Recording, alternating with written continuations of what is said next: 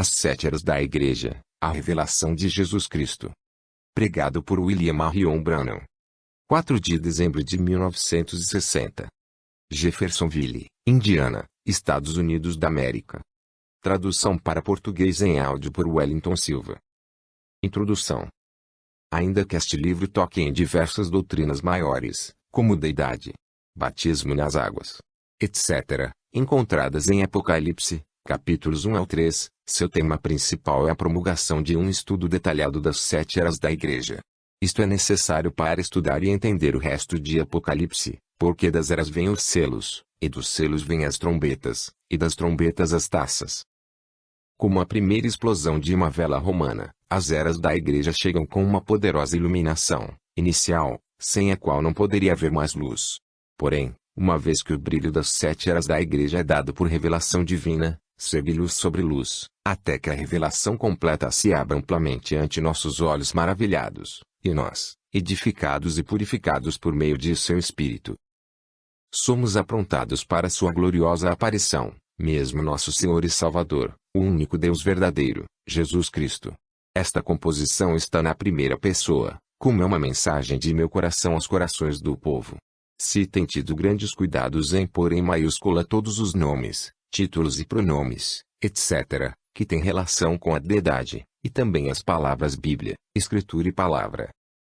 Conforme achamos justo, por se falar da majestade e pessoa de Deus e sua santa palavra. Minha oração é a bênção de Deus sobre cada crente, e que a iluminação do Espírito Santo seja a porção especial de cada um. A revelação de Jesus Cristo. Revelação de Jesus Cristo, a qual Deus lhe deu, para mostrar aos seus servos as coisas que brevemente devem acontecer, e pelo seu anjo as enviou, e as notificou a João seu servo, o qual testificou da palavra de Deus, e do testemunho de Jesus Cristo, e de tudo o que tem visto. Bem-aventurado aquele que o lê, e os que ouvem as palavras desta profecia, e guardam as coisas que nela estão escritas. Porque o tempo está próximo. João às 7 igrejas que estão na Ásia, graça e paz seja convosco da parte daquele que é, e que há de vir, e da dos 7 espíritos que estão diante do seu trono, e da parte de Jesus Cristo, que é a fiel testemunha, o primogênito dos mortos e o príncipe dos reis da terra. Aquele que nos ama, e em seu sangue nos lavou dos nossos pecados, e nos fez reis e sacerdotes para Deus e seu Pai. A ele glória e poder para todos sempre. Amém. Eis que vem com as nuvens, e todo o olho verá, até os mesmos que o traspassaram, e todas as tribos da terra se lamentarão sobre ele. Sim. Amém. Eu sou o Alfa e o Ômega, o princípio e o fim, diz o Senhor, que é, e que era, e que há de vir, o Todo-Poderoso. Eu, João, que também sou vosso irmão e companheiro na aflição e no reino, e paciência de Jesus Cristo, estava na ilha chamada Patmos, por causa da palavra de Deus, e pelo testemunho de Jesus Cristo. Eu fui arrebatado em espírito no dia do Senhor, e ouvi detrás de mim uma grande voz, como de trombeta, que dizia: O que vês, escreve-o no livro, e envia-o às 7 igrejas que estão na Ásia. A Éfeso, e a Esmirna, e a Pérgamo, e a Tiatira, e a Sardo, e a Filadélfia, e a Laodiceia. E virei-me para ver quem falava comigo. E, virando-me, vi 7 castiçais de ouro. E no meio dos 7 castiçais um semelhante ao filho do homem, vestido até aos pés de um vestido comprido, e cingido pelos peitos com um cinto de ouro. E a sua cabeça e cabelos eram brancos como a lã branca, como a neve. E os seus olhos como chama de fogo, e os seus pés, semelhantes a latão reluzente, como se tivessem sido refinados numa fornalha, e a sua voz como a voz de muitas águas. E ele tinha na sua destra 7 estrelas, e da sua boca saía uma aguda espada de 2 fios, e o seu rosto era como o sol, quando na sua força resplandece. E eu, quando vi, caí a seus pés como morto, e ele pôs sobre mim a sua destra, dizendo-me: Não temas, eu sou o primeiro e o último. E o que vivo e fui morto, mas eis aqui estou vivo para todo sempre. Amém. E tenho as chaves da morte e do inferno. Escreve as coisas que tens visto, e as que são, e as que depois destas hão de acontecer, o mistério das 7 estrelas, que viste na minha destra, e dos 7 castiçais de ouro. As 7 estrelas são os anjos das 7 igrejas. E os 7 castiçais, que viste são as 7 igrejas. Apocalipse 1 a 20. Introdução ao capítulo 1. revelação de Jesus Cristo, a qual Deus lhe deu, para mostrar aos seus servos as coisas que brevemente devem acontecer, e pelo seu anjo as enviou, e as notificou a João seu servo, o qual testificou da palavra de Deus, e do testemunho de Jesus Cristo, e de tudo o que tem visto. Bem-aventurado aquele que lê, e os que ouvem as palavras desta profecia, e guardam as coisas que nela estão escritas, porque o tempo está próximo. Apocalipse 1:3. O escriba, não o autor, deste livro é São João o Divino. Historiadores concordam em que ele viveu a última parte de sua vida em Éfeso, embora no tempo em que escreveu este livro, ele estava na ilha de Patmos. Este livro não é a história da vida de João, mas é a revelação de Jesus Cristo nas eras futuras da Igreja.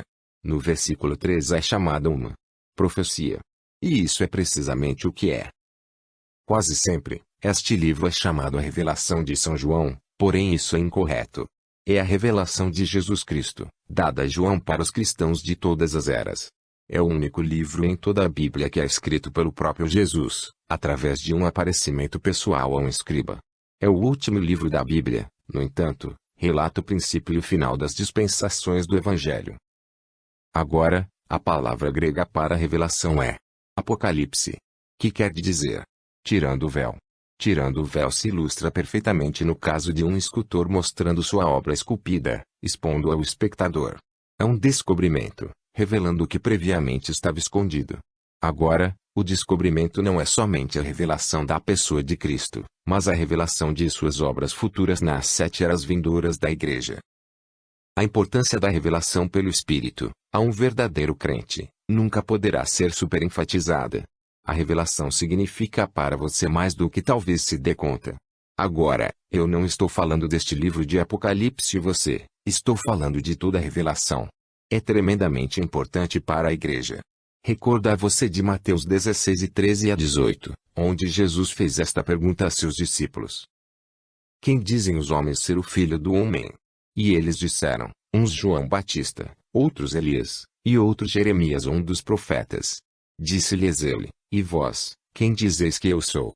E Simão Pedro, respondendo, disse, tu és o Cristo, o Filho de Deus vivo. E Jesus, respondendo, disse-lhe, bem-aventurado és tu, Simão Bar-Jonas, porque tu não revelou a carne e o sangue, mas meu Pai, que está nos céus. Pois também eu te digo que tu és Pedro, e sobre esta pedra edificarei a minha igreja, e as portas do inferno não prevalecerão contra ela. Os católicos romanos dizem que a igreja está edificada sobre Pedro. Agora, isso é verdadeiramente carnal. Como poderia Deus edificar a igreja sobre um homem tão indeciso que negou ao Senhor Jesus e até praguejou ao fazê-lo? Deus não pode edificar sua igreja sobre nenhum homem nascido de pecado. E não foi sobre alguma pedra ali como se Deus houvesse santificado a terra naquele lugar.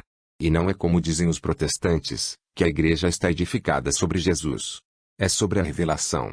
Leia-o como está escrito, não tu revelou a carne nem o sangue, mas meu Pai tu revelou, e sobre esta pedra, a revelação, edificarei minha igreja. A igreja está edificada sobre a revelação, sobre o assim diz o Senhor. Como soube Abel, que devia fazer para oferecer um sacrifício perfeito a Deus. Por fé ele recebeu a revelação do sangue. Caim não tinha tal revelação, ainda que tivesse um mandamento, assim sendo não podia oferecer um sacrifício perfeito. Foi a revelação de Deus o que fez a diferença, e concedeu a Abel a vida eterna. Agora, você pode receber o que diz o pastor, o que o seminário ensina.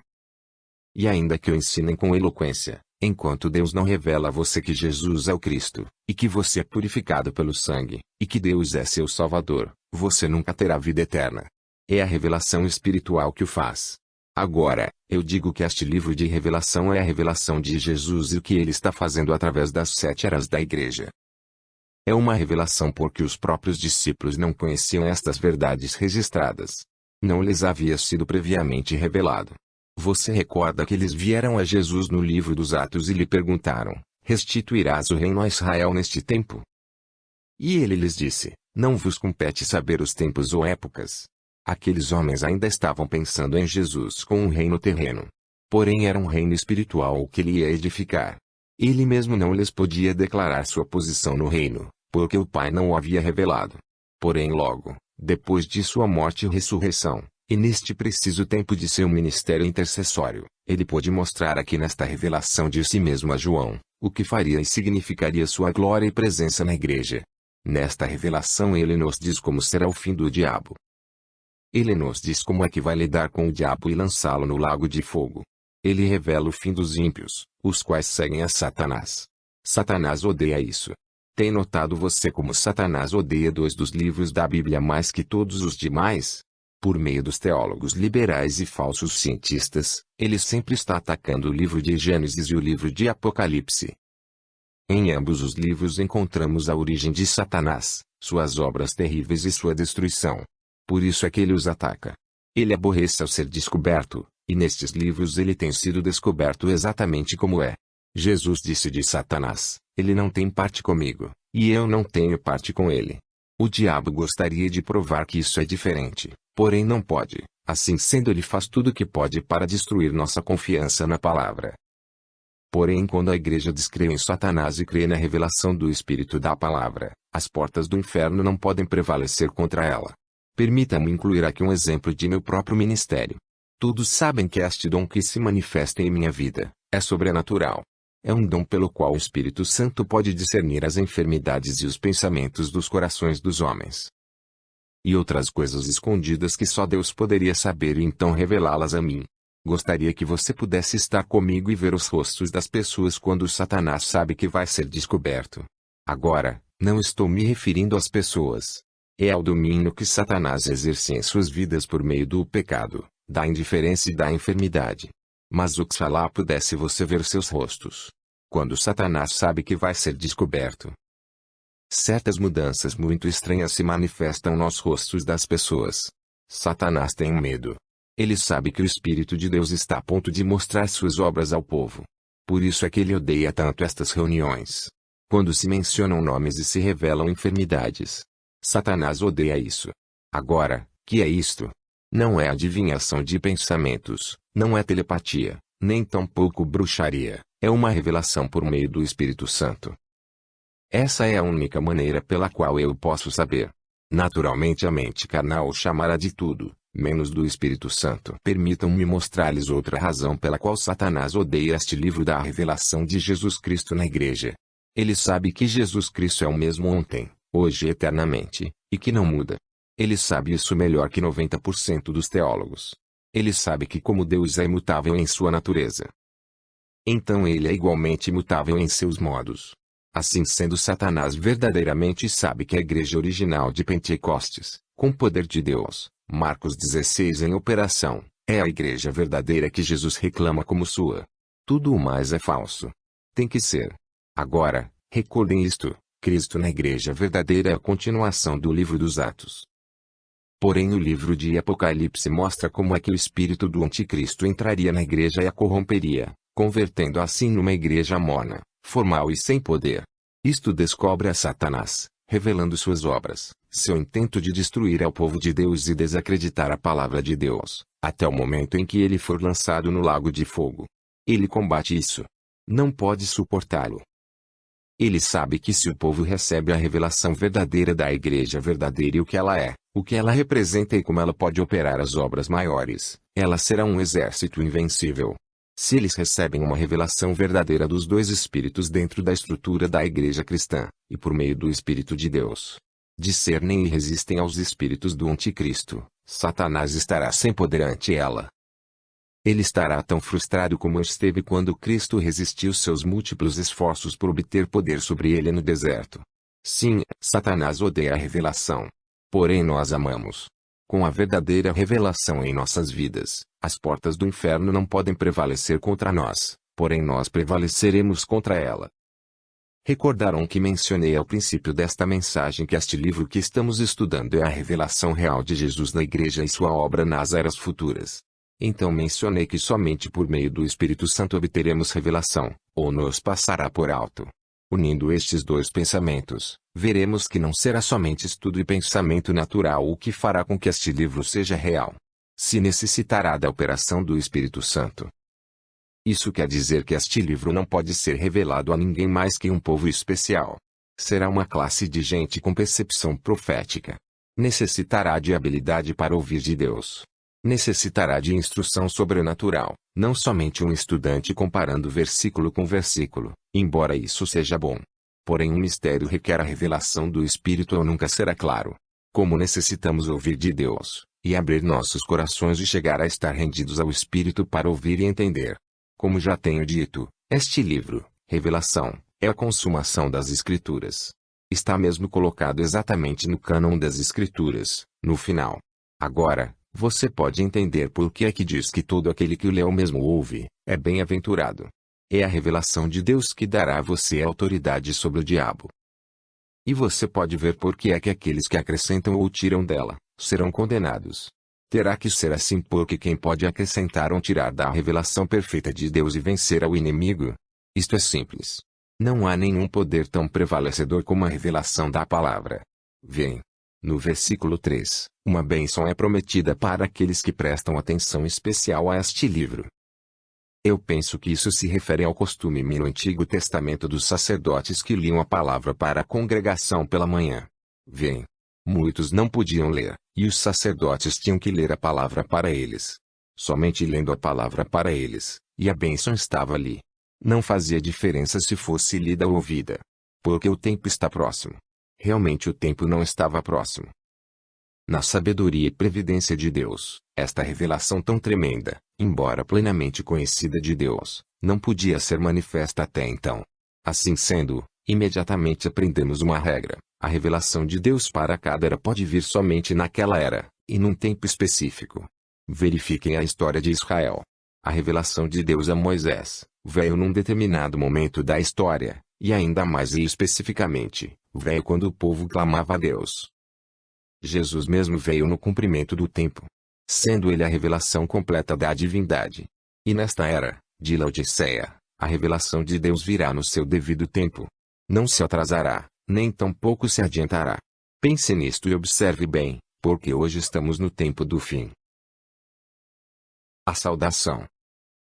João, às 7 igrejas que estão na Ásia, graça e paz seja convosco da parte daquele que é, e que era, e que há de vir, e da dos 7 Espíritos que estão diante de seu trono. E da parte de Jesus Cristo, que é a fiel testemunha, o primogênito dos mortos e o príncipe dos reis da terra. Aquele que nos ama, e em seu sangue nos lavou dos nossos pecados. E nos fez reis e sacerdotes para Deus e seu Pai, a Ele a glória e poder para todos sempre. Amém. A palavra Ásia, realmente é Ásia Menor. É uma terra pequena mais ou menos do tamanho de Indiana. As 7 igrejas ali foram escolhidas especialmente dentre as demais igrejas por suas características, as quais seriam manifestas nas eras sucessivas, séculos depois. Os 7 espíritos ante o trono é o espírito que estava em cada um dos 7 mensageiros, dando-lhes seu ministério para a era em que cada um viveu. Agora, todas estas expressões, aquele que é, aquele que era, aquele que há de vir, a fiel testemunha, o primogênito dos mortos, príncipe dos reis da terra, o Alfa e o Ômega, e o Todo-Poderoso, são títulos e descrições de uma única e mesma pessoa, que é o Senhor Jesus Cristo, que nos lavou de nossos pecados em seu próprio sangue. O Espírito de Deus, em João, se expressa assim para mostrar a suprema deidade de Jesus Cristo, e para revelar a deidade como um Deus. Hoje em dia há um tremendo erro, o qual ensina que há 3 deuses em vez de um. Esta revelação, como foi dada a João por Jesus mesmo, corrige esse erro. Não é que há 3 deuses, mas um Deus com 3 ofícios. Há um Deus com 3 títulos: Pai, Filho e Espírito Santo. Esta poderosa revelação é a que teve a igreja primitiva, e tem que ser restaurada neste último dia juntamente com a fórmula correta para o batismo em águas. Agora, os teólogos modernos não concordam comigo, segundo o que saiu publicado numa grande revista cristã, a qual diz: esse ensino, sobre a Trindade, se encontra no próprio centro e coração do Antigo Testamento. Está igualmente centralizado no coração do Novo Testamento. Tanto o Antigo como o Novo Testamento se opõem à ideia de que há mais de um Deus. Não obstante, o Novo Testamento ensina com semelhante clareza que o Pai é Deus, e o Filho é Deus, e o Espírito Santo é Deus, e que estes 3 não são 3 aspectos da mesma pessoa, mas 3 pessoas numa verdadeira relação pessoal entre si mesmas. Ali temos a grande doutrina de 3 pessoas, porém um Deus. Também dizem, Deus, segundo a Bíblia, não é somente uma pessoa, mas 3 pessoas num Deus. Esse é o grande mistério da Trindade. Certamente o é. Como podem três pessoas serem um Deus? Não somente não há lugar na Bíblia para provar isto, mas esta doutrina mostra ainda uma falta de raciocínio inteligente. Três pessoas distintas, embora de idêntica substância, são três deuses. O idioma tem perdido seu sentido completamente. Escutem estas palavras outra vez. Eu sou o Alfa e o Ômega, o princípio e o fim, diz o Senhor, que é, que há de vir, o Todo-Poderoso. Isto é deidade. Isto não é simplesmente um profeta, um homem, isto é Deus. E não é uma revelação de três deuses, mas um Deus, o Todo-Poderoso. Ali no princípio da igreja não creram em três deuses. Você não pode encontrar essa classe de doutrina entre os apóstolos. Foi depois da era apostólica que esta doutrina entrou e verdadeiramente chegou a ser uma doutrina fundamental no Concílio de Nicéia. A doutrina da deidade causou em Nicéia uma separação em dois sentidos. E dessa separação saíram dois extremos. Um simplesmente foi ao politeísmo, crendo em três deuses, e o outro foi ao unitarismo. Naturalmente isto tomou um tempo para se desenvolver, porém sucedeu, e o temos hoje em dia. Porém a revelação através de João dada pelo Espírito às igrejas foi: eu sou o Senhor Jesus Cristo, e eu sou a plenitude. Não há nenhum outro Deus. E ele colocou seu selo sobre esta revelação. Considere isto: quem foi o pai de Jesus? Mateus 1 versículo 18 diz: achou-se ter concebido do Espírito Santo. Porém Jesus mesmo disse que Deus era seu pai. Deus o Pai e Deus o Espírito Santo, como frequentemente expressamos, estes termos, fazem ao Pai e ao Espírito um, e em verdade são um. De outra maneira Jesus teve dois pais. Porém note que Jesus disse que ele e seu pai eram um, não dois. Isso produz um Deus. Desde que isto seja histórica e escrituristicamente verdade, o povo pergunta de onde vieram os três. Foi uma doutrina fundamental no Concílio de Nicéia no ano 325 a.C. Anno Domini, que significa Ano do Senhor. Esta trindade, uma palavra absolutamente inescriturística, foi baseada sobre os muitos deuses de Roma. Os romanos tinham muitos deuses aos quais oravam. Também oravam a seus antepassados por considerá-los como mediadores. Foi somente um passo para dar nomes novos a deuses antigos, e agora temos santos para torná-lo mais bíblico. Assim sendo, em vez de Júpiter, Vênus, Marte, etc., temos a Paulo, Pedro, Fátima, Cristóvão, etc., etc. Eles não podiam fazer com que sua religião pagã funcionasse com um só Deus, portanto o dividiram em três, e fizeram intercessores dos santos, tal como haviam feito de seus antepassados. Desde então, o mundo não tem podido compreender que há somente um Deus com três ofícios ou manifestações. Sabem que é um Deus, segundo as Escrituras, mas eles procuram fazer a doutrina fantástica de que Deus é como um cacho de uvas, três pessoas com a mesma divindade distribuída igualmente entre todos. Porém aqui em Apocalipse diz plenamente que Jesus é o que é, o que era, e o que há de vir.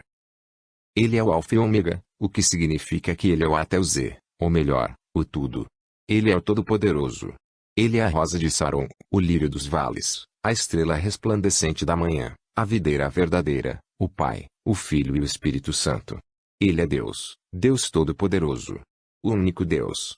1 Timóteo 3 versículo 16 diz, e sem dúvida alguma grande é o mistério da piedade. Aquele que se manifestou em carne, foi justificado em espírito, visto dos anjos, pregado aos gentios, crido no mundo, e recebido acima na glória. Isto aqui diz a Bíblia. Aqui não diz nada de uma primeira, segunda ou terceira pessoa. Diz que Deus foi manifesto em carne. Um Deus. Aquele Deus foi manifesto em carne. Isso deveria pôr fim ao assunto. Deus veio em forma humana. Isso não lhe fez outro Deus. Ele era Deus, o mesmo Deus.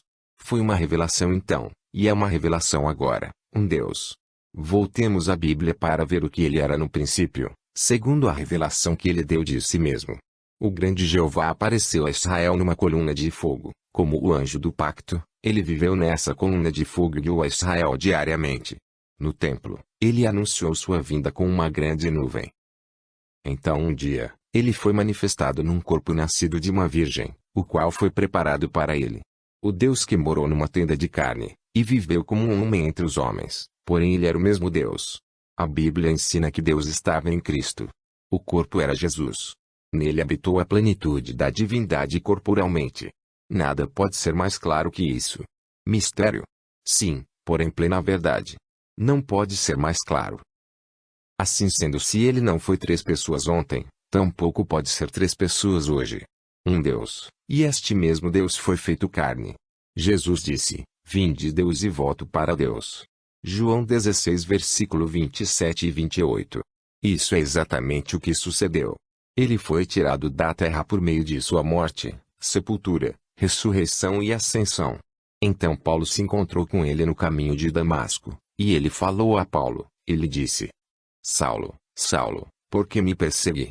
Paulo disse: Quem és, Senhor? Ele disse: Eu sou Jesus. Ele era coluna de fogo, uma luz cegante. Ele havia voltado exatamente como disse que faria. Voltou à forma que era antes de vir morar num tabernáculo de carne. Assim é exatamente como viu João. João 1 versículo 18. Deus nunca foi visto por alguém. O Filho unigênito, que está no seio do Pai, esse o fez conhecer. Note. Onde diz João que Jesus está? Ele está no seio do Pai. Lucas 2 versículo 11 diz: Pois, na cidade de Davi, vos nasceu hoje o Salvador, que é Cristo, o Senhor. Ele nasceu Cristo, e 8 dias depois, quando foi circuncidado, foi chamado Jesus, como o anjo lhes havia dito. Eu nasci Branham. Quando nasci me puseram o nome de William. Ele era o Cristo, porém lhe foi dado um nome aqui entre os homens. O tabernáculo de fora que os homens podiam ver, foi chamado Jesus. Ele era o Senhor da glória, o Todo-Poderoso manifesto em carne. Ele é Deus o Pai, Filho e Espírito Santo. Ele é tudo isso. Pai, Filho e Espírito Santo, são somente títulos. Não são nomes. Por isso é que batizamos no nome do Senhor Jesus Cristo, porque esse é um nome, não um título. É o nome desses títulos, tal como quando você toma um menino recém-nascido e lhe dá um nome. Menino é o que ele é, filho é um título, então você lhe põe o nome, João Henry Brown. Não se batize somente no nome de Jesus. Há milhares de Jesuses no mundo, e também os houve antes de Jesus, nosso Salvador, porém somente há um nascido Cristo, o Senhor Jesus Cristo. Há gente que diz que Jesus é o Filho eterno de Deus. Agora, não é isso uma contradição? Quem tem ouvido de um filho sendo eterno? Os filhos têm princípio, porém o que é eterno, nunca teve princípio. Ele é o Deus eterno, Jeová, manifesto em carne. No Evangelho de São João diz: No princípio era o Verbo, e o Verbo estava com Deus e o Verbo era Deus. E o Verbo se fez carne, e habitou entre nós. Ele foi a testemunha fiel e verdadeira da palavra eterna do Pai. Ele era um profeta, e somente podia dizer o que o Pai lhe revelava. Ele disse: Meu Pai está em mim. Isso é o que Jesus o tabernáculo disse: Meu Pai está em mim. Deus tem muitos títulos: nossa justiça, nossa paz, ser eterno, Pai, Filho e Espírito Santo, porém tem somente um nome humano, e esse nome é Jesus. Não esteja você confundido porque ele tem 3 ofícios ou 3 manifestações. Na terra ele era um profeta, no céu ele é o sacerdote, e regressando à terra, ele é rei dos reis. O que era, esse é Jesus, o profeta. O que é, esse é o sumo sacerdote fazendo intercessão. Um que pode compadecer-se de nossas fraquezas. O que há de vir, esse é o rei que está vindo. Na terra ele era a palavra, o profeta. Moisés disse dele: O Senhor vosso Deus vos levantará profeta como eu, e será, que se não ouvirem as palavras daquele profeta, serão desarraigados do povo. Note. Estes dados acerca de Jesus, na terra foi profeta, ovelha e filho. Isto não quer dizer que eram 3. Foram apenas manifestações ou ofícios da mesma pessoa, Jesus. Agora, há uma escritura favorita dos trinitarianos que, segundo eles, sustenta seu pensamento de que há mais de uma pessoa na divindade. Apocalipse 5 versículos 6 a 8. E olhei, e eis que estava no meio do trono e dos 4 animais viventes e entre os anciãos um cordeiro, como havendo sido morto, e tinha 7 pontas e 7 olhos, que são os 7 Espíritos de Deus enviados a toda a terra. Os manuscritos não são assim. Agora, você pode ver que não se pode basear a interpretação no profundo conhecimento que o estudante tenha do idioma em que foi escrito a Bíblia. Porém, se você ainda não o pode ver por ter sua mente encoberta pela tradição, aqui está uma ilustração final. Ninguém pode duvidar que os escribas, fariseus e estudantes ilustres do ano 33 antes do dia Conheciam perfeitamente as regras de gramática, e exatamente o que queriam dizer as palavras com as quais foi escrito o Antigo Testamento. Porém, não obstante a toda sua excelente sabedoria, lhes passou por alto a revelação da palavra prometida de Deus, a qual foi manifesta no Filho. Ele foi anunciado desde Gênesis até Malaquias, com capítulos inteiramente dedicados a ele e a seu ministério. Porém, no entanto, lhes escapou completamente, com exceção de uns poucos que foram iluminados pelo Espírito. Agora chegamos a uma conclusão, a qual tem base na palavra. Por mais que tratemos de encontrar os mais antigos e acreditados manuscritos para obter o melhor registro possível da palavra, nunca encontraremos o significado verdadeiro por meio do estudo e comparação das Escrituras. Não importa quão sinceros sejamos, se necessita de uma revelação de Deus para obtê-lo. Isso é exatamente o que disse Paulo em 1 Coríntios 2 versículo 15, as quais também falamos, não com palavras de sabedoria humana, mas com as que o Espírito Santo ensina, comparando as coisas espirituais com as espirituais. A revelação genuína é Deus interpretando sua própria palavra pela vindicação do que está prometido. Agora, que ninguém fique confundido pelo que tenho dito, e pense que eu não creio na exatidão da palavra como a temos hoje. Eu creio que esta Bíblia é exata. Jesus autenticou completamente o Antigo Testamento quando andou na terra, e aquilo foi recompilado tal como foi o Novo Testamento. Não se enganem quanto a isto. Hoje em dia nós temos a infalível Palavra de Deus e nenhum homem se atreve a tirar ou acrescentar a ela. Porém nós necessitamos do mesmo Espírito que a inspirou, para que nos ensine. Oh, quanto necessitamos da revelação pelo Espírito! Não necessitamos de uma Bíblia nova, não necessitamos de uma tradução nova, ainda que algumas delas sejam muito boas, e eu não estou contra elas, mas necessitamos da revelação do Espírito Santo. E graças a Deus, podemos ter o que necessitamos porque Deus quer revelar sua palavra a nós por meio de seu Espírito. Que Deus comece a dar-nos, por meio de seu Espírito, uma revelação prevalecente e continuamente vivificante. Oh, se a Igreja tão somente pudesse obter uma revelação fresca, e por meio dela, chegar a ser a palavra viva manifesta, faríamos as obras maiores e glorificaríamos a Deus nosso Pai que está no céu. Libertado do pecado. Aquele que nos ama, e em seu sangue nos lavou dos nossos pecados. A palavra lavou em realidade é libertou. Nos tem libertado de nossos pecados por seu sangue. Não é maravilhoso? Porém, tem você mente espiritual? Você compreendeu isto? Foi seu próprio sangue que nos libertou completamente de nossos pecados. Não foi sangue humano, foi o sangue de Deus. Pedro chamou o sangue de Cristo. Paulo chamou o sangue do Senhor e o sangue de Jesus. Não são três pessoas, mas uma pessoa. Ali está essa revelação de novo, um Deus. Aquele Jeová Deus onipotente desceu e se fez um corpo por meio do nascimento virginal, e morou nele, para que pudesse ser o sangue de Deus o que nos libertasse. Liberta-nos completamente de nossos pecados e nos apresentasse sem mancha diante de si mesmo com grande alegria. Quer você um tipo no Antigo Testamento? Voltemos ao Jardim do Éden. Quando a primeira notícia chegou à glória de que o filho, Adão, se havia perdido, mandou Deus a um anjo. Mandou a um filho. Mandou a outro igual a nós? Não, ele mesmo veio para redimir aquele filho perdido. Aleluia! Deus não confiou seu plano de salvação a outro. Ele somente confiava em si mesmo. Deus se fez carne e habitou entre nós. E nos redimiu a si mesmo. Nós somos salvos pelo sangue de Deus. O Deus eterno habitou num corpo mortal para tirar o pecado. Ele chegou a ser o cordeiro para derramar seu sangue e entrar com ele detrás do véu. Considere isto. Sendo que é o sangue de Deus, é sangue perfeito, e se o sangue perfeito nos tem libertado do poder da servidão do pecado, então é uma liberdade completa e perfeita. Agora pois, não há condenação. Quem intentará acusação contra os escolhidos de Deus? É Deus quem os justifica. Declara-nos justos. Quem os condenará? Pois é Cristo quem morreu. Romanos 8 versículo 33 a 34. Ali está. Sua morte nos deu o sangue. O sangue nos tem libertado. Agora já não há condenação. Como pode haver? Não há nada pelo que possamos ser condenados, porque o sangue nos tem libertado do pecado. Somos livres, sem culpas. Não escutem ao homem, escutem a palavra. Sois libertos pelo sangue. Agora, Não se amarrem de novo às tradições, às organizações e os credos. Não se desviem escutando aqueles que negam o poder da palavra e negam que Jesus salva, cura e enche do Espírito Santo e de poder. Vocês são homens livres por Deus, libertos por seu próprio sangue. Se você ainda tem fé em credos e denominações, é certo, por esta evidência, que você tem perdido sua fé na palavra. Reis e sacerdotes. E nos fez reis e sacerdotes para Deus e seu Pai, a Ele glória e poder para todo sempre. Amém. Apocalipse 1 versículo 6. E nos fez.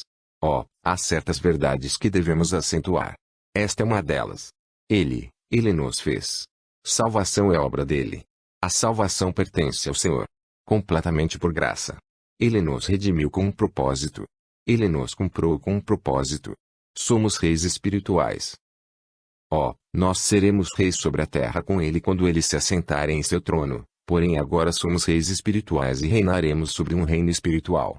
Diz em Romanos 5 versículo 17. Porque se pela ofensa de um só, a morte reinou por esse, muito mais os que recebem a abundância da graça, e do dom da justiça, reinarão em vida por um só, Jesus Cristo. Em Colossenses 1 versículo 13. O qual nos tirou da potestade das trevas, e nos transportou para o reino do Filho do seu amor. Agora mesmo reinamos com Cristo, tendo domínio sobre o pecado, o mundo, a carne, e o diabo. Mostrando seu louvor e glória, mostrando a Ele mesmo, porque é Cristo em nós efetuando o querer e o efetuar por sua boa vontade. Sim, certamente, agora mesmo estamos assentados em lugares celestiais em Cristo Jesus. E nos tem feito sacerdotes. Sim, sacerdotes a Ele, oferecendo o louvor espiritual que procede de lábios santificados. Rendendo a Ele nossas vidas como uma oferta doce. Adorando-lhe em espírito e em verdade. Intercedendo e suplicando. Sacerdotes e reis de nosso Deus. Com razão não desejamos o mundo. E além do mais, somos um povo peculiar, zeloso de boas obras. Temos sido recriados nele para sermos filhos à semelhança de nosso Pai. O Deus que está vindo. Eis que vem com as nuvens, e todo olho verá, até os mesmos que o traspassaram, e todas as tribos da terra se lamentarão sobre ele. Sim. Amém. Apocalipse 1 versículo 7. Ele vem. Jesus vem. Deus vem. O profeta vem. Vem o sacerdote e rei. O Todo-Poderoso vem. Assim seja, Senhor Jesus, vem brevemente. Amém. Ele vem. Ele vem com as nuvens, nuvens de glória como foi visto no monte da transfiguração. E seus vestidos estavam brilhando com o poder de Deus que lhe cobria. E todo olho verá. Isso quer dizer que isto não é o rapto. Isso é quando ele vier tomar seu devido lugar como governador do mundo. Então é quando aqueles que lhe têm traspassado com seus credos e doutrinas denominacionais se lamentarão e toda a gente chorará atemorizada por causa daquele que é a palavra. Este é o relato da revelação de Zacarias 12 versículo 9 a 14.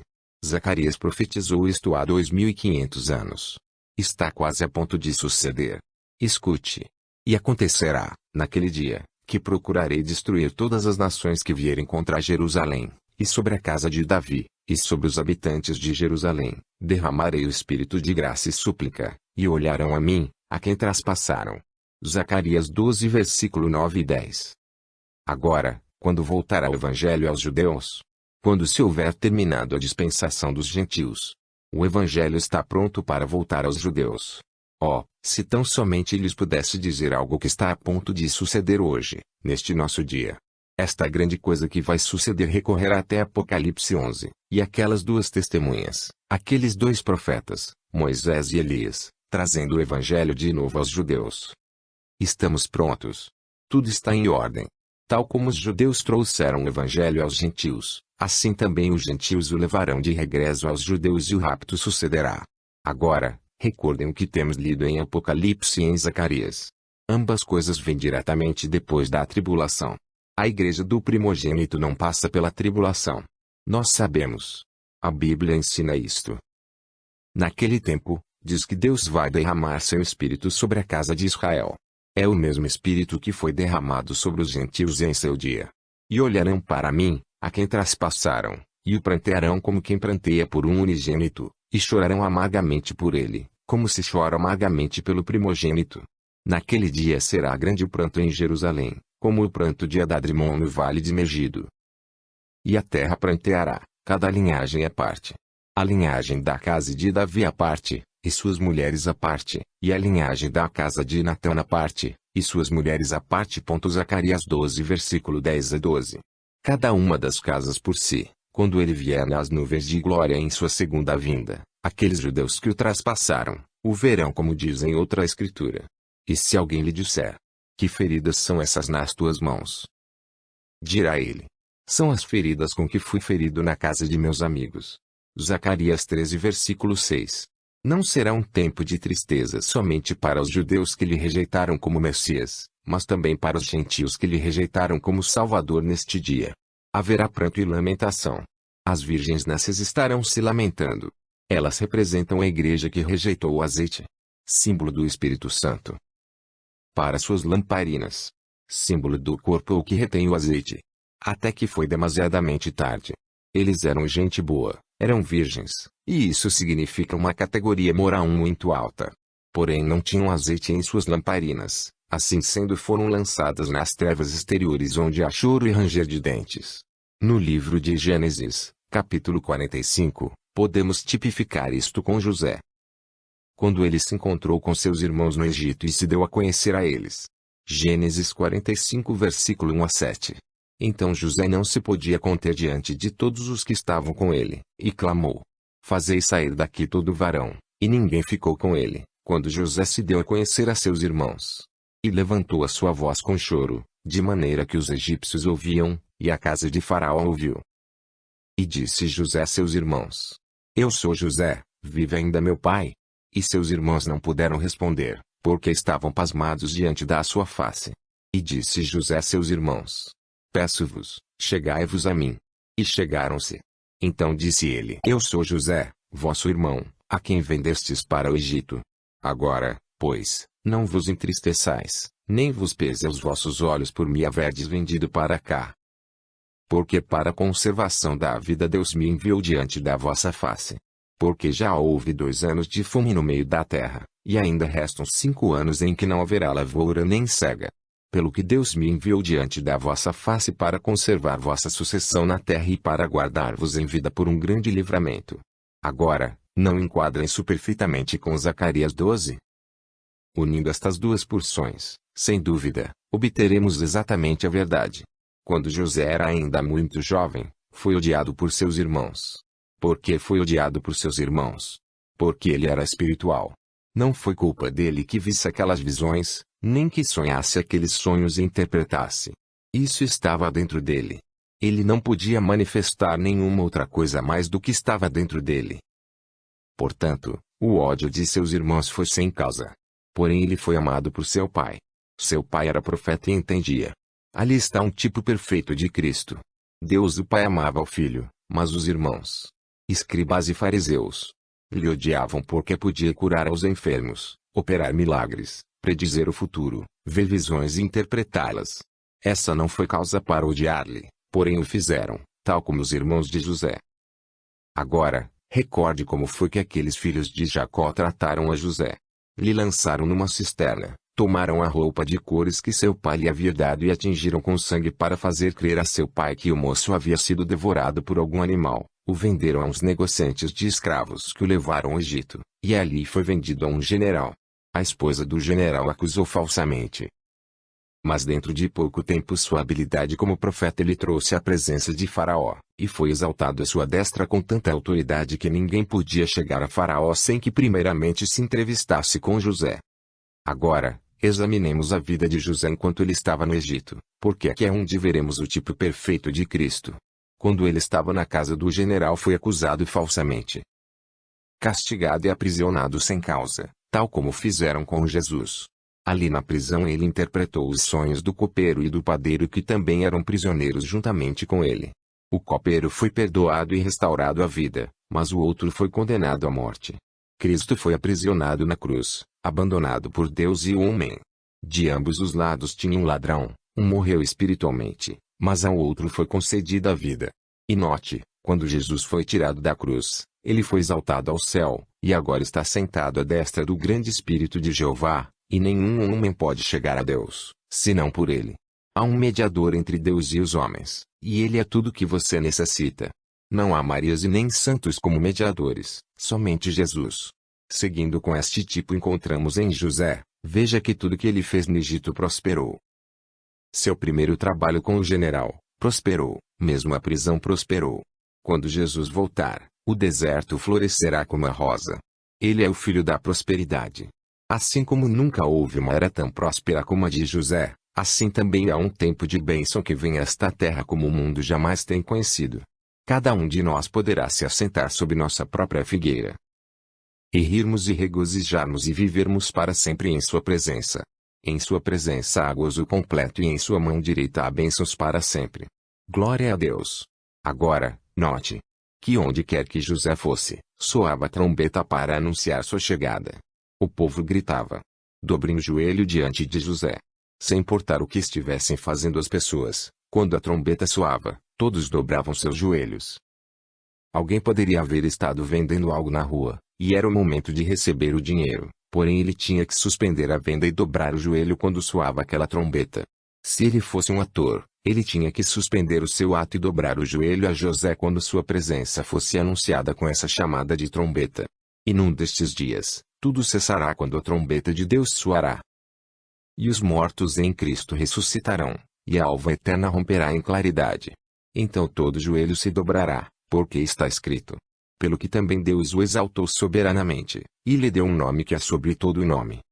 Para que ao nome de Jesus se dobre todo o joelho dos que estão nos céus, e na terra, e debaixo da terra. E toda língua confesse que Jesus Cristo é o Senhor, para a glória de Deus Pai. Filipenses 2 versículo 9 a 11. Porém note outra revelação gloriosa nesta tipificação de José. Enquanto estava no Egito, lhe foi dada uma noiva gentia, e na união com ela teve 2 filhos, Manassés e Efraim. José pediu a seu pai que abençoasse os 2 moços. Ele os colocou na frente de Jacó para que Manassés, o primogênito, estivesse à destra de Jacó, e Efraim à esquerda. Quando Jacó estava a ponto de abençoá-los, cruzou suas mãos colocando a mão direita sobre o menor. José clamou: assim não, meu pai, este é o primogênito, à tua direita. Porém Jacó disse: Deus cruzou minhas mãos. Aqui em tipo, vemos que a bênção que pertencia ao primogênito, o judeu, foi dada ao menor, o gentil, por meio da cruz. Mãos cruzadas. Do Senhor Jesus Cristo. A bênção vem por meio da cruz. Cristo nos resgatou da maldição da lei, fazendo-se maldição por nós, porque está escrito: maldito todo aquele que for pendurado no madeiro. Para que a bênção de Abrão chegasse aos gentios por Jesus Cristo, e para que pela fé nós recebamos a promessa do Espírito. Gálatas 3 versículo 13 e 14. A bênção de Abraão veio por meio da cruz aos gentios. Os judeus rejeitaram a cruz, portanto, Jesus recebeu a noiva gentia. Agora, voltando à história de José encontrando-se com seus irmãos. Você recordará que nem todos os irmãos vieram. José sabia isso e insistiu para que todos os irmãos aparecessem ante ele, ou ele não podia fazer-se conhecer ante eles. Finalmente trouxeram ao que havia faltado, Benjamim. Foi o pequeno Benjamim, o irmão de sangue puro, que fez arder sua alma.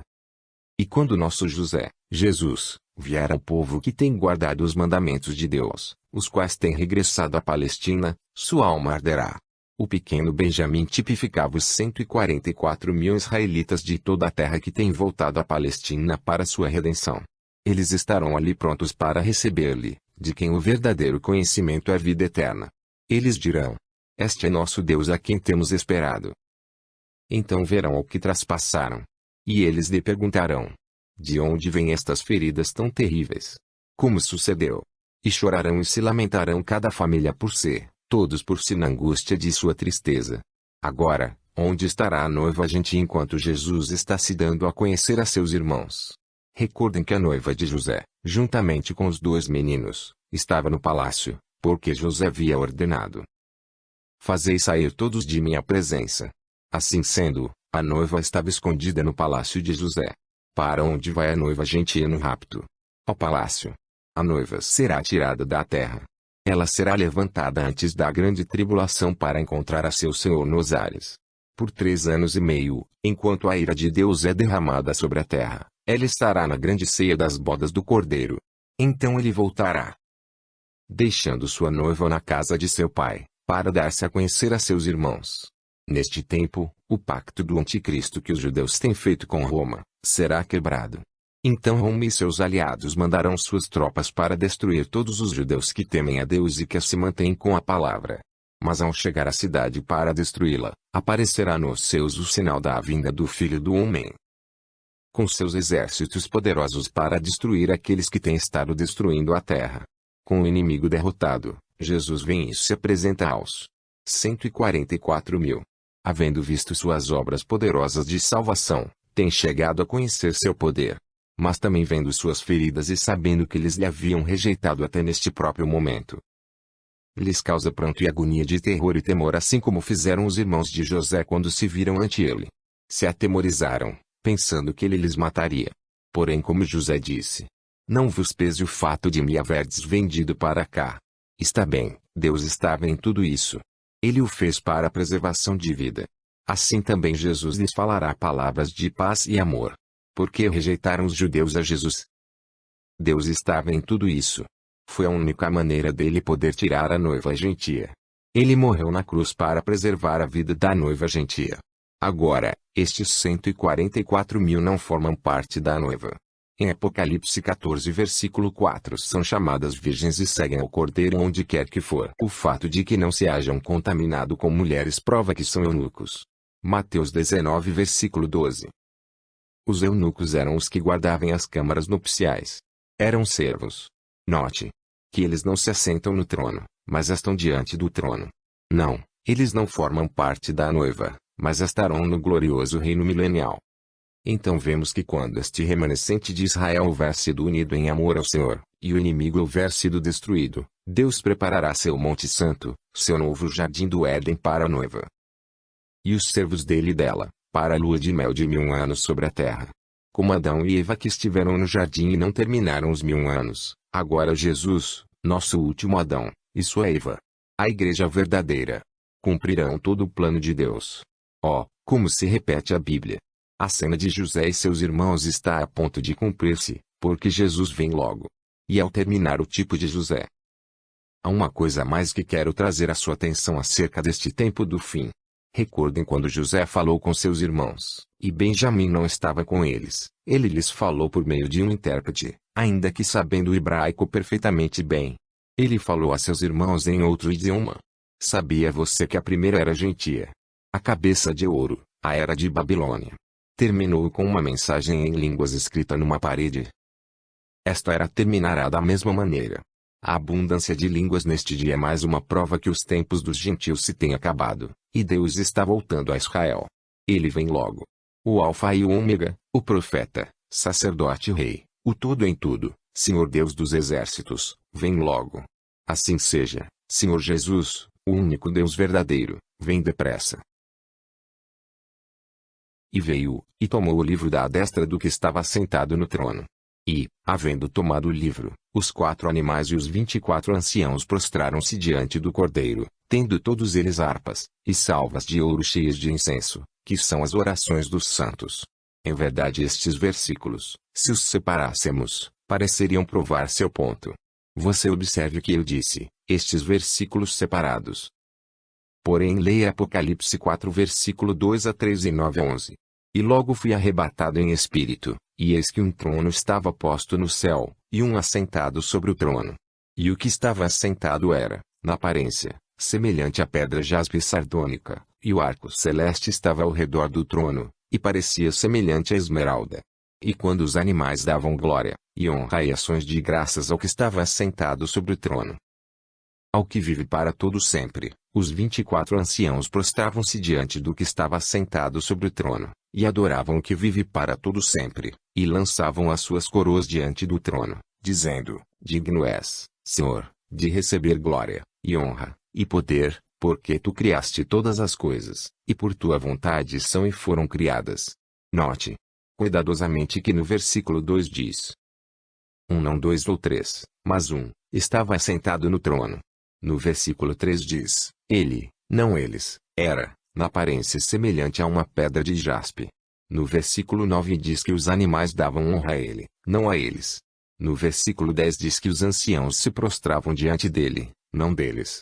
No versículo 11 diziam, Senhor, digno és, não senhores. Também no versículo 11 diz que este que estava no trono era o Criador, que é Jesus, João 1 versículo 3, o qual é Jeová, Espírito, Deus do Antigo Testamento, Gênesis 1 versículo 1. Porém não vamos nos deter aqui. Leia agora em Apocalipse 3 versículo 21. Ao que vencer lhe concederei que se assente comigo no meu trono, assim como eu venci, e me assentei com meu Pai no seu trono. Também leia Hebreus 12 versículo 2, olhando para Jesus, autor e consumador da fé, o qual pelo gozo que lhe estava proposto suportou a cruz, desprezando a afronta e assentou-se à destra do trono de Deus. Note que segundo Jesus mesmo, quem escreveu o Apocalipse, ele está assentado com o Pai. O Espírito em Paulo, o qual é o Espírito de Cristo, porque esse é o Espírito da profecia pelo qual vem a palavra. Diz que ele está assentado à destra de Deus. Porém, quando João olhou, viu somente um sobre o trono e não foi até Apocalipse 5 versículo 6 a 8, o qual segue Apocalipse 4 versículo 2 a 3 em sucessão de tempo, que vemos ao Cordeiro tomando o livro daquele que estava assentado no trono, como indica Apocalipse 4 versículo 2 a 3 e 9 a 10. Que é o mistério de um Deus. Ele, Jesus, saiu de Deus, foi manifesto em carne, morreu, ressuscitou e voltou ao seio do Pai. Como disse João no capítulo 1, versículo 18. O Filho unigênito que está no seio do Pai, esse o fez conhecer.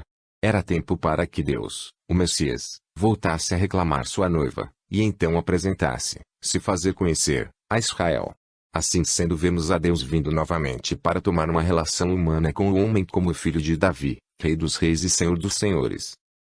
E como o noivo da noiva gentia. Não são dois deuses, mas simplesmente um só Deus manifestando seus poderosos ofícios e títulos tríplices. O povo sabia que ele era profeta. Eles conheciam o sinal do Messias, o qual somente podia manifestar-se através de um profeta. João 1 versículo 44 a 51. E Filipe era de Betsaida, cidade de André e de Pedro. Filipe achou Natanael e disse-lhe: Havemos achado aquele de quem Moisés escreveu na lei, e os profetas, Jesus de Nazaré, filho de José. Disse-lhe Natanael: Pode vir alguma coisa boa de Nazaré? Disse-lhe Filipe: Vem e vê. Jesus viu Natanael vir ter com ele, e disse dele: Eis aqui um verdadeiro israelita em quem não há dolo. Disse-lhe Natanael: De onde me conheces tu? Jesus respondeu, e disse-lhe: Antes que Filipe te chamasse te vi eu, estando tu debaixo da figueira. Natanael respondeu, e disse-lhe: Rabi, tu és o Filho de Deus, tu és o Rei de Israel. Jesus respondeu, e disse-lhe: Porque te disse, vi-te debaixo da figueira, crês? Coisas maiores do que estas verás. E disse-lhe: na verdade vos digo que daqui em diante vereis o céu aberto, e os anjos de Deus subirem e descerem sobre o Filho do Homem. A habilidade para discernir os pensamentos dos corações dos homens, fez com que os escolhidos de Deus entendessem que ele era o Messias, a palavra ungida de Deus. Hebreus 4 versículo 12, porque a palavra de Deus é viva e eficaz, e mais penetrante do que espada alguma de dois gumes, e penetra até a divisão da alma e do espírito, e das juntas e medulas, e é apta para discernir os pensamentos e intenções do coração. Quando a mulher junto ao poço experimentou que ele discernia os pensamentos de seu coração, ela lhe reconheceu como profeta, declarando que o Messias seria conhecido por meio desse sinal. João 4 versículos 7 a 25. Veio uma mulher de Samaria tirar água, disse-lhe Jesus: Dá-me de beber, porque os seus discípulos tinham ido à cidade comprar comida. Disse-lhe pois a mulher samaritana: Como, sendo tu judeu, me pedes de beber a mim, que sou mulher samaritana? Os judeus não se comunicam com os samaritanos. Jesus respondeu, e disse-lhes: Se tu conheceras o dom de Deus, e quem é o que te diz, dá-me de beber, tu lhe pedirias e ele te daria água viva. Disse-lhe a mulher: Senhor, tu não tens com que atirar e o poço é fundo, onde pois tens água viva? És tu maior do que o nosso pai Jacó, que nos deu o poço, bebendo ele próprio dele e os seus filhos, e o seu gado? Jesus respondeu e disse-lhe: Qualquer que beber da água que eu lhe der nunca terá sede, porque a água que eu lhe der se fará nele uma fonte da água que salta para a vida eterna. Disse-lhe a mulher: Senhor, dá-me dessa água, para que não mais tenha sede, e não venha aqui tirá-la. Disse-lhe Jesus: Vai, chama o teu marido e vem cá. A mulher respondeu, e disse: Não tenho marido. Disse-lhe Jesus: Disseste bem, não tenho marido, porque tiveste 5 maridos, e o que agora tens não é teu marido, isto disseste com verdade. Disse-lhe a mulher: Senhor, vejo que és profeta. Nossos pais adoraram nesse monte, e vós dizeis que é em Jerusalém o lugar onde se deve adorar. Disse-lhe Jesus: Mulher, crê-me que a hora vem, em que nem neste monte nem em Jerusalém adorareis o Pai.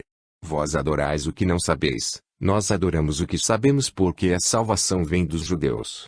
Mas a hora vem, e agora é, em que os verdadeiros adoradores adorarão o Pai em espírito e em verdade, porque o Pai procura tais que assim o adorem. Deus é espírito e importa que os que o adorem em espírito e em verdade. A mulher disse-lhe: Eu sei que o Messias, que se chama o Cristo, vem. Quando ele vier, nos anunciará tudo. Jesus disse-lhe: Eu sou, eu que falo contigo. Em Apocalipse 15 versículo 3 diz: E cantavam o cântico de Moisés, servo de Deus, e o cântico do Cordeiro, dizendo: Grandes e maravilhosas são as tuas obras, Senhor Deus Todo-Poderoso. Justos e verdadeiros são os teus caminhos, ó Rei dos Santos. O Cordeiro, o Pontífice retendo seu sangue como expiação no propiciatório por nossos pecados é o Senhor Deus Todo-Poderoso. Esse é seu ofício presente. Isso é o que está fazendo agora, seu sangue clamando por nossos pecados. Porém algum dia aquele Cordeiro será o leão da tribo de Judá. Ele virá com poder e glória e tomará sua autoridade para reinar como rei. Ele é o futuro rei desta terra. Agora, isso não quer dizer que ele não é o rei hoje. Porque ele é nosso rei, Rei dos Santos. Hoje em dia é um reino espiritual. Não é deste sistema mundano, assim como nós tampouco somos deste mundo. Por isso é que nós conduzimos diferentes aos do mundo. Nossa cidadania está nos céus. Nós refletimos o espírito do reino onde nascemos, onde Jesus é o rei.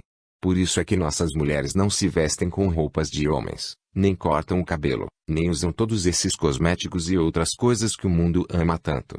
Por isso é que nossos homens não bebem nem fumam, nem andam no pecado. Nosso domínio é o domínio sobre o pecado, e se fortalece por meio do poder que está no Espírito de Cristo que mora em nós. Todo o reino da terra será desmoronado, porém o nosso permanecerá. Agora, nós temos estado falando acerca dos ofícios e manifestações do único Deus verdadeiro, e contemplando sua glória num estudo bíblico. Porém Deus não é conhecido intelectualmente. Ele é conhecido espiritualmente, por revelação espiritual. Este mesmo ser que foi conhecido como Jesus, segundo a carne, voltou à coluna de fogo, porém ele prometeu voltar outra vez e morar entre o seu povo por meio do Espírito. E no dia do Pentecostes, aquela coluna de fogo desceu e se repartiu em línguas de fogo sobre cada um deles. Que estava fazendo Deus? Estava se repartindo a si mesmo entre a igreja, dando a todos aqueles homens e mulheres uma parte de si mesmo. Ele se repartiu entre a igreja tal como disse que o faria. João 14 versículo 16 a 23. E eu rogarei ao Pai, e ele vos dará outro Consolador, para que fique convosco para sempre, o Espírito de verdade, que o mundo não pode receber, porque não o vê nem o conhece, mas vós o conheceis.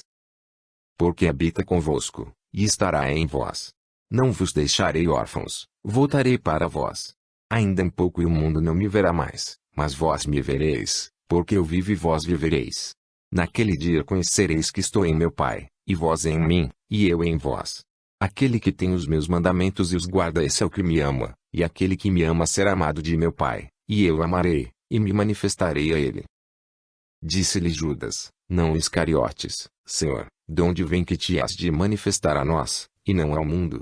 Jesus respondeu, e disse-lhe: Se alguém me ama, guardará a minha palavra, e meu Pai o amará, e viremos, e faremos nele morada. Ele disse que rogaria ao Pai, que mandaria outro Consolador, que já estava com eles, os discípulos, porém não estava neles. Esse era Cristo. Então no versículo 23, falando de si mesmo e do Pai, ele disse: Nós viremos. Ali está, o Espírito está vindo, o mesmo Espírito de Deus que foi manifesto como Pai, e como Filho, e também se manifestará em muitos. Um Deus que é Espírito. Por isso é que ninguém pode dizer que o homem santo é o Papa, o Bispo ou o sacerdote. O homem santo é Cristo, o Espírito Santo em nós. Como se atreve a dizer a hierarquia que o laico não tem nada que dizer? Cada um tem algo que dizer. Cada um tem uma obra. Cada um tem um ministério. O Espírito Santo veio em Pentecostes e se repartiu em cada um para que se pudesse cumprir o que disse Jesus: naquele dia vós conhecereis que eu estou em meu Pai e vós em mim e eu em vós. João 14 versículo 20. O grande eu sou, o Deus Todo-Poderoso, tem vindo como Espírito para encher sua verdadeira igreja. Ele tem o direito de mover-se onde ele quer e sobre quem ele quer. Nós não fazemos homens santos em nosso meio, mas a verdadeira congregação do Senhor é santa, por causa da presença do Espírito Santo. Ele, o Espírito Santo, quem é santo, não há congregação em si mesma. Agora, essa é a revelação: Cristo Jesus é Deus. O Jeová do Antigo Testamento é o Jesus do Novo. Não importa quanto se esforce, você não pode provar que há três deuses. Mas também se necessita de uma revelação por meio do Espírito Santo para que você possa entender a verdade de que ele é um. Se necessita de uma revelação para ver que o Jeová do Antigo Testamento é o Jesus do Novo. Satanás entrou na igreja e cegou as pessoas acerca desta verdade. E quando eles foram cegados, não foi muito tempo depois que a igreja de Roma cessou de batizar no nome do Senhor Jesus Cristo. Eu sei que se necessita de uma verdadeira revelação do Espírito Santo para ver a verdade da deidade nestes dias em que temos tanta perversão, quando tem pervertido a Escritura. Porém a igreja vencedora e triunfante está edificada sobre a revelação. Assim sendo, nós podemos esperar que Deus nos revele sua verdade. Porém, em realidade você não necessita de uma revelação sobre o batismo na água. Ali está frente a você. Seria possível, mesmo por um minuto, os apóstolos se desviarem do mandamento direto do Senhor para batizarem no nome do Pai, do Filho e do Espírito Santo. Então encontrá-los em desobediência voluntária. Eles conheciam o nome e não há nenhum lugar nas Escrituras onde batizaram de algum outro modo, mas no nome do Senhor Jesus Cristo. O senso comum lhe dirá que o livro dos Atos é a igreja em ação, e se assim batizaram, então assim é como se deve batizar. Agora, se pensam que isso é forte, que pensam disto? Qualquer um que não havia sido batizado no nome do Senhor Jesus tinha que ser batizado de novo. Atos 19 versículo 1 a 6. E sucedeu que, enquanto Apolo estava em Corinto, Paulo, tendo passado por todas as regiões superiores, chegou a Éfeso, e achando ali alguns discípulos, disse-lhes: recebestes vós já o Espírito Santo quando crestes? E eles disseram-lhe: nós nem ainda ouvimos que haja Espírito Santo. Perguntou-lhes então: em que sois batizados então? E eles disseram: no batismo de João. Mas Paulo disse: certamente João batizou com o batismo do arrependimento, dizendo ao povo que cresce no que após ele havia de vir, isto é, em Jesus Cristo. E os que ouviram foram batizados em nome do Senhor Jesus.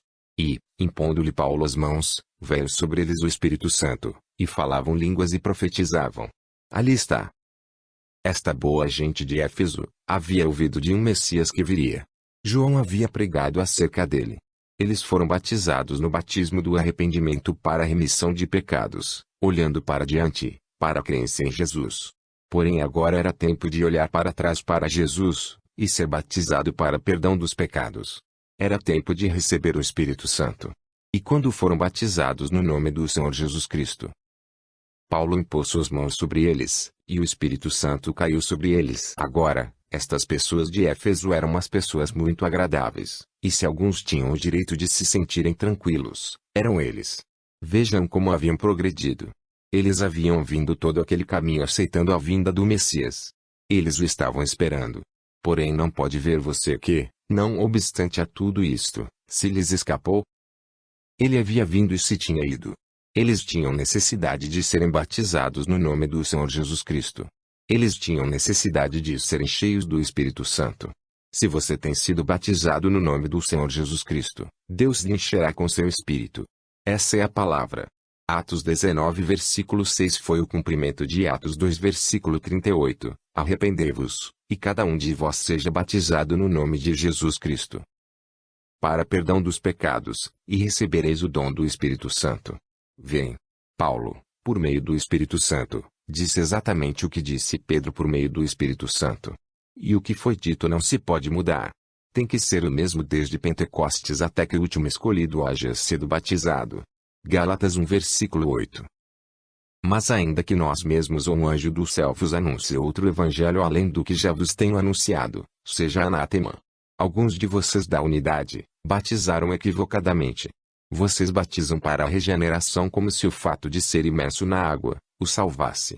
Regeneração não vem por meio da água, é uma obra do Espírito. O homem que inspirado pelo Espírito Santo deu o mandamento. Arrependei-vos e cada um de vós seja batizado no nome do Senhor Jesus. Não disse que a água regenerava.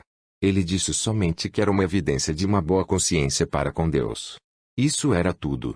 1 Pedro 3 versículo 21.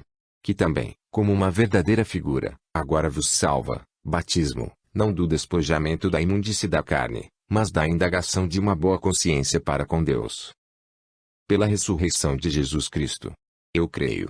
Se alguém tem alguma ideia falsa de que a história pode provar o batismo na água de qualquer outro modo que não seja no nome do Senhor Jesus Cristo, eu lhe aconselho a ler os registros históricos e veja por si mesmo.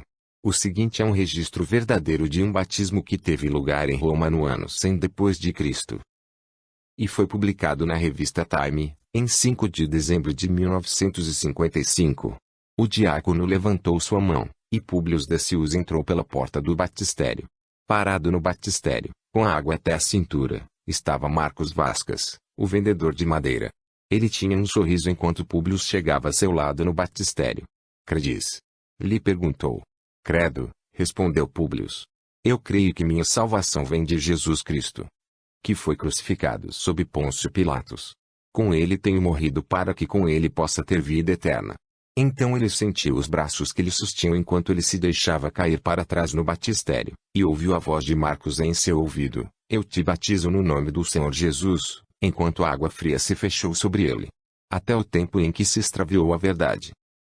E não voltou senão nesta última era, desde Nicéia até o começo deste século, batizaram no nome do Senhor Jesus Cristo, porém tem sido restaurada. Satanás não pode impedir a revelação quando o Espírito a quer dar. Sim, se houvessem 3 deuses, você bem poderia batizar pelo Pai, e pelo Filho e pelo Espírito Santo, porém a revelação dada a João foi que há um Deus e seu nome é o Senhor Jesus Cristo. E você batiza por um Deus e somente um. Por isso é que Pedro batizou daquela maneira em Pentecostes. Ele teve que ficar fiel à revelação, a qual foi assim: esteja absolutamente certa pois toda a casa de Israel de que a este Jesus que vós crucificastes, Deus o fez Senhor e Cristo. Eis aí, o Senhor Jesus Cristo. Se Jesus é Senhor e Cristo, então ele, Jesus, é e não pode ser outra coisa a menos que Pai, Filho e Espírito Santo em uma pessoa manifesta em carne. Não é Deus em 3 pessoas. Trindade, mas um Deus, uma pessoa com 3 títulos maiores, com 3 ofícios manifestando aqueles títulos. Escutem uma vez mais. Este mesmo Jesus é Senhor e Cristo. Senhor, Pai, e Cristo, Espírito Santo, são Jesus, porque ele, Jesus, é ambos, Senhor e Cristo. Se isto não nos mostra a verdadeira revelação da deidade, então nada o fará. Senhor não é outro, Cristo não é outro. Este Jesus é o Senhor Jesus Cristo, um só Deus. Um dia Filipe disse a Jesus: Senhor, mostra-nos o Pai, o que nos basta. Jesus lhe disse: Tanto tempo há que estou convosco, e não me tens conhecido. Aquele que me tem visto ao Pai. Como pois, dizes tu, mostra-nos o Pai? Eu e meu Pai, somos um. Eu citei isto uma vez, e uma senhora disse: Um momento, irmão Branham, você e sua esposa são um. Disse, porém não dessa maneira. Ela disse: Perdoe-me você. Assim sendo lhe disse: Você vê a mim? Ela disse: Sim. Lhe perguntei: Vê você a minha esposa? Ela disse: Não. Disse: Então essa unidade é de outra classe, porque lhe disse: Quando vocês me veem, vocês veem ao Pai. O profeta disse que haveria luz no tempo da tarde. Num hino está escrito: Haverá luz nas últimas horas do dia, o caminho à glória seguramente encontrarás. A luz de hoje se encontra por meio da água, sepultado no precioso nome de Jesus. Jovens e velhos, arrependam-se todos de seus pecados. O Espírito Santo certamente entrará. As luzes da tarde têm chegado. É uma verdade que Deus e Cristo são um. Não faz muito eu estava falando com um rabi judeu. Ele me disse: Vocês, gentios, não podem dividir a Deus em 3 partes e dá-lo a um judeu. Nós temos melhor conhecimento que isso. Lhe disse: Rabi, Essa é a coisa, nós não dividimos a Deus em três partes. Crê você nos profetas, não é verdade? Ele disse, seguro que sim. Crê você em Isaías 9 versículo 6? Sim. De quem estava falando o profeta? Do Messias. Eu disse, que relação terá o Messias com Deus? Ele disse, será Deus mesmo. Eu disse, isso é correto. Amém. Você não pode pôr a Deus em três pessoas ou três partes. Você não pode dizer a um judeu que há um Pai, um Filho e um Espírito Santo. Ele dirá a você imediatamente de onde veio essa ideia. Os judeus sabem que esta doutrina foi estabelecida no Concílio de Nicéia. Com razão nos censuram como pagãos. Nós falamos de um Deus que não muda. Os judeus creem nisto também. Mas a igreja mudou seu Deus invariável de um Deus para três. Porém a luz está voltando no entardecer. Quão extraordinário é que esta luz esteja vindo no tempo em que os judeus estão regressando à Palestina. Deus e Cristo são um. Este Jesus é Senhor e Cristo. João teve a revelação, e Jesus era a revelação, e ele se projetou a si mesmo aqui na Escritura. Eu sou o que era, o que é e o que há de vir. O Todo-Poderoso. Amém. Se a revelação está fora de seu alcance, então olhe para cima e peça a Deus. Essa é a única maneira pela qual você chegará a recebê-la. Uma revelação tem que vir de Deus. Nunca vem pela via humana, ou por dons humanos, mas por dádiva espiritual. Você pode memorizar as Escrituras, e, ainda que isso seja maravilhoso, isso não é a resposta. Tem que ser uma revelação de Deus. A palavra diz que nenhum homem pode dizer que Jesus é o Cristo, senão pelo Espírito Santo. Você tem que receber o Espírito Santo, e só então o Espírito pode dar-lhe a revelação que Jesus é o Cristo. Deus. O ser ungido. Nenhum homem conhece as coisas de Deus, somente o Espírito de Deus e aquele a quem o Espírito de Deus o revela. Nós necessitamos de orar a Deus em busca de revelação mais que qualquer outra coisa no mundo. Temos aceitado a Bíblia, temos aceitado as maravilhosas verdades ali contidas, mas para a maioria das pessoas, ainda não é genuinamente efetiva porque não há revelação do Espírito. A palavra não tem sido vivificada. A Bíblia diz em 2 Coríntios 5 versículo 21 que nós temos sido feitos à justiça de Deus por meio de nossa união com Jesus Cristo. O entendeu você? Diz que nós somos a própria justiça de Deus, porque estamos em Cristo. Diz que Ele, Jesus, foi feito pecado por nós. Não diz que Ele se tornou pecador, mas que foi feito pecado por nós para que nós por meio de nossa união com Ele, pudéssemos ser feitos à justiça de Deus. Se nós aceitamos o fato, e temos que fazê-lo, que Ele literalmente chegou a ser pecado por nós por meio de sua substituição por nós, então também temos que aceitar o fato de que nós por meio de nossa união com Ele, temos chegado a ser a própria justiça de Deus. Ao rejeitar um, temos que rejeitar o outro também. Mas ao aceitar um, também temos que aceitar o outro. Agora, sabemos que a Bíblia diz isso. Não pode ser negado. Porém a revelação disto está desaparecida. Para a maioria dos filhos de Deus, não é genuinamente efetivo. É somente um bom versículo na Bíblia. Porém necessitamos que nos seja feito vivo. Isto exigirá a revelação. Permitam-me dizer-lhes algo que lhes assombrará e também lhes ajudará. Quase não há estudante que não creia que o Novo Testamento foi escrito originalmente no grego. Todos nossos ilustres estudantes bíblicos têm dito que Deus deu ao mundo 3 grandes nações com 3 grandes contribuições para o bem do Evangelho. Ele nos deu os gregos, que nos deram uma língua universal. Ele nos deu os judeus, que nos deram uma religião verdadeira e o verdadeiro conhecimento de Deus por meio do Salvador. Ele nos deu os romanos que nos deram um império unido com leis e um sistema de estradas. Assim sendo temos a religião verdadeira, a língua para expressá-la, há muita gente o governo e estradas para difundi-la. E falando historicamente, isto parece enquadrar perfeitamente bem.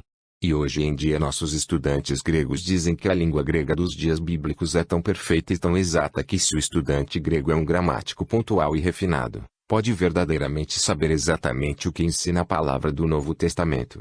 Porém, não é isso somente uma teoria. É certo isto.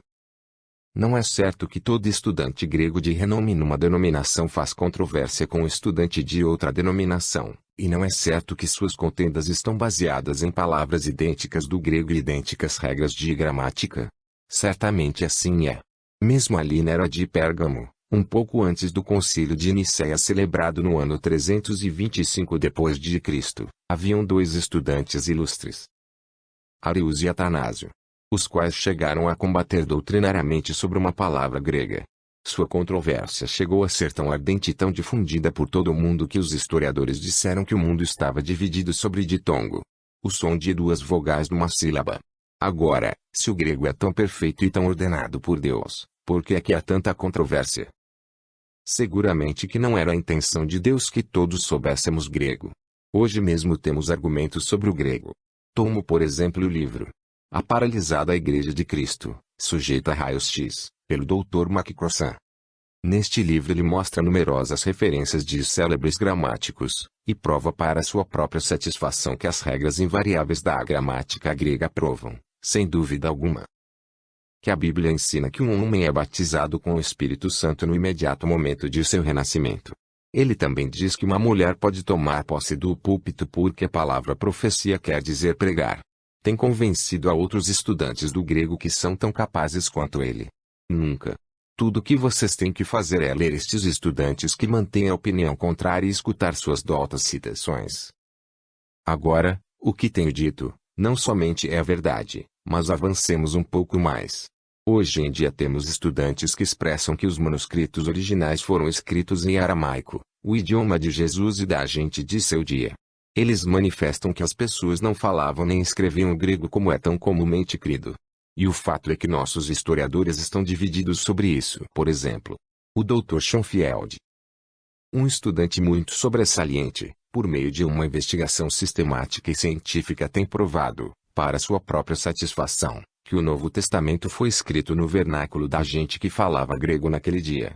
Ele construiu um magnífico caso para fortalecer sua crença, baseado em documentos à sua disposição. Porém, por outra parte temos outro estudante célebre, o Dr. Lança, que está convencido que o Novo Testamento foi escrito em aramaico e ele tem um historiador sobressalente, Toynbee, que o sustenta provando que o idioma do povo era o aramaico e não o grego. Assim sendo, pode ser possível que o Novo Testamento foi escrito originalmente no aramaico. Entretanto, antes que nos interessemos demasiadamente nisto, leamos a versão King James e a tradução do Dr. Lança. Para nossa satisfação encontramos que as conclusões de ambos são quase iguais, assim sendo não há diferença no conteúdo ou na doutrina. Ainda poderíamos admitir que Deus tem permitido que saiam à luz estes manuscritos recentemente descobertos e estas publicações recentes de escrituras já conhecidas para provar a autenticidade do que já tínhamos. E encontramos que mesmo quando tradutores podem diferir um do outro,